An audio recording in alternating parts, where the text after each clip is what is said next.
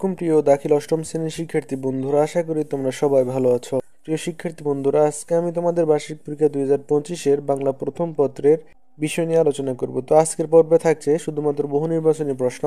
তো প্রিয় শিক্ষার্থী বন্ধুরা, প্রশ্নে যাওয়ার আগে তোমাদেরকে একটা কথা বলে রাখি, নতুন নতুন এই ধরনের ভিডিও পেতে আমাদের চ্যানেলে সাবস্ক্রাইব করে বেল আইকনটি বাজিয়ে দিও। আর যারা ইতিমধ্যে সাবস্ক্রাইব করেছো তোমাদের অসংখ্য ধন্যবাদ। তো চলে এসে আমাদের মূল আলোচনায়। তো 1 নম্বর এমসিকিউটি হচ্ছে, সুখী মানুষ নাটিকার মোট চরিত্র সংখ্যা কত? এটির উত্তর হচ্ছে ক 5। 2 নম্বর প্রশ্নটি হচ্ছে, তোমার মোড়লের নিস্তার নেই, কে বলেছিল? এটির উত্তর হচ্ছে খ হাসু। 3 নম্বর প্রশ্নটি হচ্ছে, মোড়লের যে রোগ হয়েছে তার নাম কি? এটির উত্তর হচ্ছে ঘ হাড় মর্মর। 4 নম্বর প্রশ্নটি হচ্ছে, কোনটির মধ্য দিয়ে একটি দেশ এবং দেশের মানুষকে জানা যায়? এটির উত্তর হচ্ছে ক শিল্প কলা চর্চা।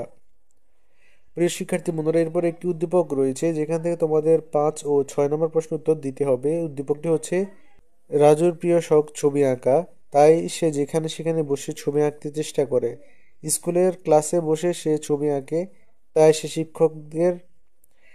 সে শিক্ষকের হাতে মার খায়। পড়ার টেবিলে বসে সে ছবি আঁকে, এর জন্য সে মার বকুনি খায়, তবে ছবি আঁকার মধ্যে সে আনন্দ পায়।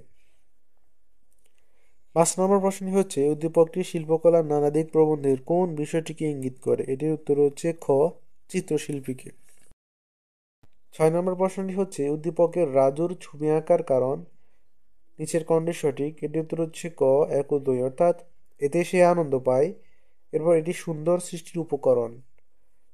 7 নম্বর প্রশ্নটি হচ্ছে, হিজরতের সময় মহানবী সাল্লাল্লাহু আলাইহি ওয়াসাল্লাম 3 দিন অবস্থান করেছিলেন। এটির উত্তর হচ্ছে ঘ সওর পর্বতে।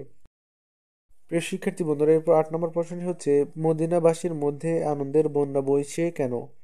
এটির উত্তর হচ্ছে গ রাসূল সাল্লাল্লাহু আলাইহি সাল্লামের মদিনায় আগমনের সংবাদ শুনে। 9 নম্বর প্রশ্নটি হচ্ছে, দারুন নদওয়ার বৈঠকে সভাপতিত্ব করেন কে? এটির উত্তর হচ্ছে খ আব্দুল উজ্জা ইবনে কোসার। 10 নম্বর প্রশ্নটি হচ্ছে, মুহাম্মদ সাল্লাল্লাহু আলাইহি সাল্লামকে মুক্তির মহানায়ক বলা হয়েছে কেন?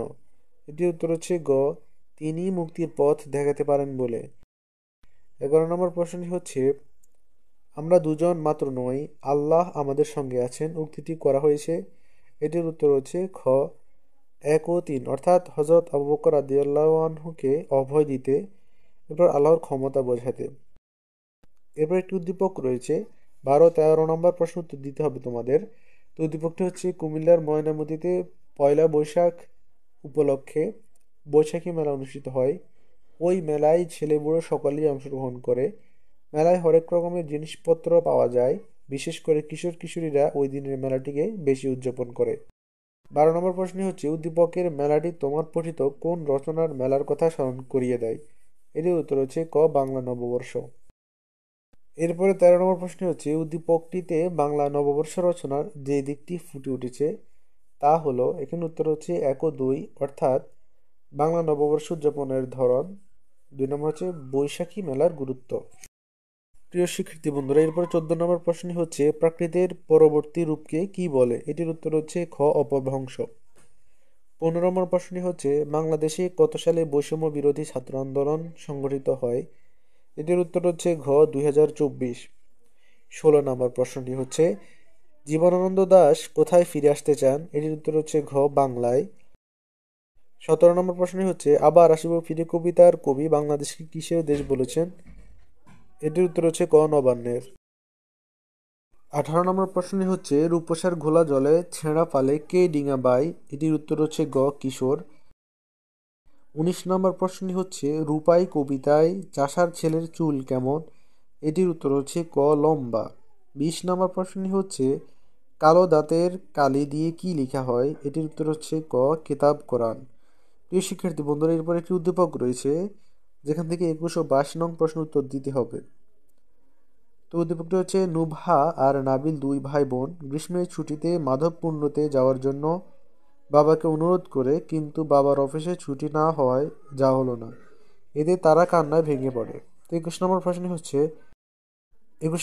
হচ্ছে, উদ্দীপকে নুভা ও নাবিলের চরিত্রের সাথে নদীর স্বপ্ন কবিতার কোন চরিত্রে মিল পাওয়া যায়? এটির উত্তর হচ্ছে ক কানাই। এরপর 22 নম্বর প্রশ্ন হচ্ছে উদ্দীপকে যে বিষয়টি প্রধান হয়ে উঠেছে নিচের কোনটি সঠিক। এখানে উত্তর হচ্ছে গ 2 ও 3 অর্থাৎ প্রকৃতি প্রেম, ভ্রমণ পিপাসা। 23 নম্বর প্রশ্নটি হচ্ছে মৌসুমী ফুলের গান কার কণ্ঠে আর জাগে না। এটি উত্তর হচ্ছে খ সুফিয়া কামালের। প্রিয় শিক্ষার্থী বন্ধুরা, এবার 24 নম্বর প্রশ্নটি হচ্ছে জাগো তবে অরণ্যকন্যারা কবিতায় চারিদিকে হাহাকার কেন। এটির উত্তর হচ্ছে গ অরণ্য নিধনে ফুলের ফসল নেই বলে। 25 নম্বর প্রশ্নটি হচ্ছে মুমূর্ষ ধরা প্রাণকে কে জাগাতে পারে। এটির উত্তর হচ্ছে খ অরণ্যকন্যারা। প্রিয় শিক্ষার্থী বন্ধুরা, এরপর একটি উদ্দীপক রয়েছে। উদ্দীপকটি হচ্ছে শীতের রাতে জামালপুর থেকে ট্রেনে করে ঢাকা আসার জন্য স্টেশনে অপেক্ষা করছিল বিশ্ববিদ্যালয় পড়ুয়া ফারুক। স্টেশনের প্ল্যাটফর্মে শীতের ভয়ার্ত শীতলতায় মানবেতর রাত কাটাতে দেখে নিজের ব্যাগে থাকা বাড়তি শীতের কাপড় সে এক বৃদ্ধকে দিয়ে দেয়। তো 26 নম্বর প্রশ্ন হচ্ছে প্রার্থী কবিতায় কবির ভাষায় কোন চাওয়াটি উদ্দীপকের ফারুক।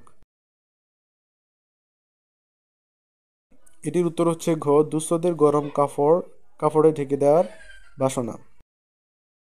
27 নম্বর প্রশ্নটি হচ্ছে উদ্দীপকে ফারুক ও প্রার্থী কবিতার কবি যে চেতনায় এক।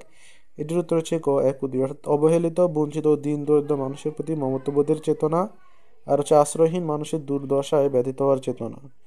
প্রিয় শিক্ষার্থী বন্ধুরা, এরপর 28 নম্বর প্রশ্ন হচ্ছে মাগো ওরা বলে কবিতাটির প্রেক্ষাপট কোনটি।